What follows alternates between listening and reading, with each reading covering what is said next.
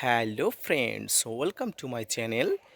দেশ এবং দেশের বাইরে থেকে যারা আজকে আমার ভিডিওটি কন্টিনিউ করেছেন প্রত্যেককে আমার চ্যানেলে সুস্বাগতম।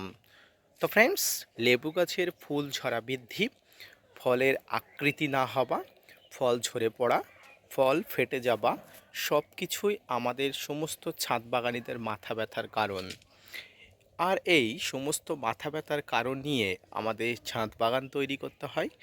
তো আজকে আমি আলোচনা করব সমস্ত মাথা ব্যথার উপশম, অর্থাৎ একটি পদার্থ যেটি দিলে ছাদ বাগানের সমস্ত গাছের ফলের আকৃতি, ফল ঝরে পড়া, ফুল ঝরে পড়া সমস্ত সমস্যার সমাধান হবে।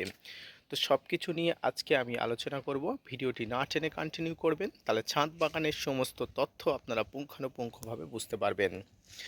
তো ফ্রেন্ডস, ফল ঝরে পড়া, ফল ঝরে পড়ার রোধ করা এবং এটি গাছে সঠিক মাত্রায় প্রয়োগ না করলে গাছ এর ক্ষতি হতে যেতে পারে এবং এই ক্ষতি হবার কারণ বিভিন্ন মাত্রায় হয়ে যেতে পারে, শেষে গাছটি মারাও যেতে পারে।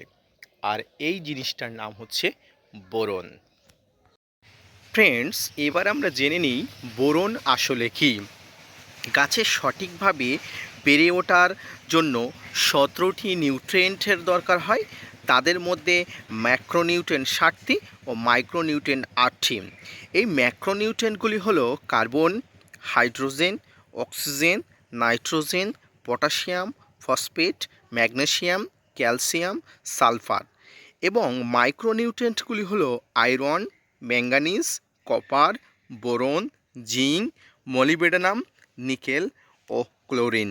এই সব উপাদানগুলো নিয়ে বেড়ে ওঠার জন্য গাছের খুবই গুরুত্বপূর্ণ এবং জরুরি পদার্থ। ফ্রেন্ডস, বোরন কিভাবে কাজ করে? বোরন গাছের সেল ও গাছের স্ট্রাকচার তৈরি করতে সাহায্য করে, যা কাণ্ডের অগ্রমুকুল ও ডালপালা শিকড়ের দ্রুত বৃদ্ধি ঘটায়।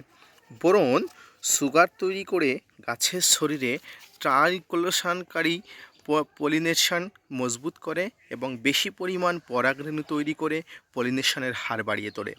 এটি প্রয়োগে ফল ও গুটি ঝরা বন্ধ হয়, ফলের আকার ও আকৃতি ঠিক করে। কী কারণে বোরনস ডেফিসিয়েন্সি দেখা যায়? ফ্রেন্ডস, মাটিতে বালির কণা বেশি থাকলে বোরন সহজেই ধুয়ে বেরিয়ে যায় এবং বোরন শুকনো ও ভেজা মাটিতে থাকলে মাটির পিএইচ মাত্রা বেশি হলে বোরন ডেফিসিয়েন্সি দেখা যায়। বোরনের ঘাটতি হলে গাছে কি ক্ষতি হয়? বোরনের অভাব হলে গাছের টার্মিনাল লিডস অর্থাৎ কচি পাতার গঠন ঠিক হয় না, গাছের পাতার সাইজ ছোট হয়, কখনো কখনো হুকের মতো আকার হয়ে যায় এবং ফল ফেটে যায়। এই বোরন সঠিকভাবে গাছে না থাকলে বা সঠিকভাবে গাছে প্রয়োগ না করলে। কোন কোন গাছে এই বোরন প্রয়োগ করা যায়? ফ্রেন্ডস, সমস্ত ধরনের ফল, মাঠ ফসল, দানা ফসল, শাকসবজি, ফুল ফলে সমস্ত গাছে এই বোরন স্প্রে করা যায়। আপনারা চাইলে আপনারা এই বোরন সমস্ত গাছে আপনারা অবশ্যই স্প্রে করতে পারেন। এবার আসি বোরন কিভাবে প্রয়োগ করতে হবে, অর্থাৎ প্রয়োগ মাত্রা। গাছে দেওয়ার জন্য 20% ওয়াটার সলেবল বোরন, অর্থাৎ এই যে 20% ওয়াটার সলেবল বোরন, এই বোরন অবশ্যই পাতা ও গাছের গোড়ায় দুইভাবেই প্রয়োগ করা যায়। ফসলের জমিতে দিতে গেলে প্রতি একর জমিতে 1 কেজি এবং ফল ও ফুল গাছে দিতে গেলে প্রতি লিটারে 3 থেকে 4 গ্রাম অবশ্যই দিতে হবে এবং টবের মাটিতে 2 থেকে 3 গ্রাম দিলেই গাছের জন্য যথেষ্ট বা উপযুক্ত। এবার আছি ফ্রেন্ডস এর সতর্কতা। বোরন প্রয়োগ বেশি হলে গাছের পাতা পুড়ে যেতে পারে। মাটিতে বেশি প্রয়োগ হলে মাটি টক্সিক হয়ে যেতে পারে। মাটির পিএইচ লেভেল 5 থেকে 5.5 থাকলে বোরন ব্যবহার করলে ভালো হয়। 20 থেকে 15 দিনের মধ্যে এর ব্যবধানে, অর্থাৎ 15 থেকে 20 দিনের ব্যবধানে বোরন প্রয়োগ করা সবথেকে ভালো কাজ করে।